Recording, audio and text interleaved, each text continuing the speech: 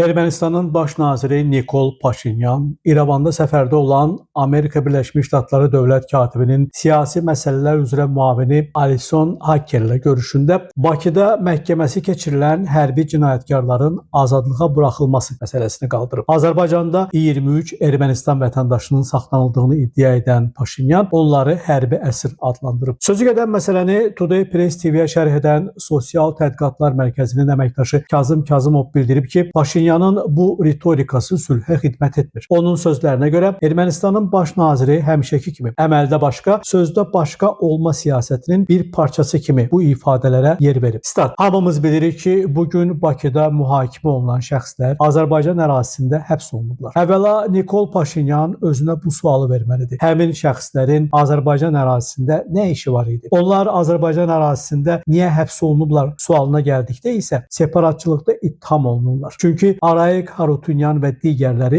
özlərindən qondarma rejim yaratmışdılar və biri bu rejimin baş naziri, biri prezidenti, digərləri isə başqa vəzifə sahibləri kimi çıxış edirdilər. Onlar həm 1-ci Qarabağ müharibəsi, həm də 2-ci Qarabağ müharibəsi dövründə Azərbaycanlılara qarşı hərbi cinayətlər törətməkdə də təqsirləndirilirlər. Statın sonu. Ekspert xatırladıb ki, Azərbaycan Respublikasının məhkəmə sistemi hələ də bu şəxslərlə bağlı yekun qərarını verməyib. Düzdür, dövlət ittihamçısı onların bir çoxu üçün cəza tələb edib, lakin son qərarı məhkəmə verir. Yəni təqsirsizlik prezumpsiyası mövcuddur və buna riayət olunur. Paşinyan hüquqdan danışmağı sevən siyasətçi kimi yaxşı olardı ki, məhkəmənin qərarını gözləsin və ümumiyyətlə bu şəxslərə qarşı irəli sürülən ittihamların nədən ibarət olduğunu nəzərdən keçirsin. Əslində Nikol Paşinyan bunları çox yaxşı bilir, lakin təəssüf ki, o əməldə başqa, dildə başqa davranmaqdan əl çəkmir, deyə analitik bildirib. Qiymət Mahir Namiq Abbasov, Today Press TV.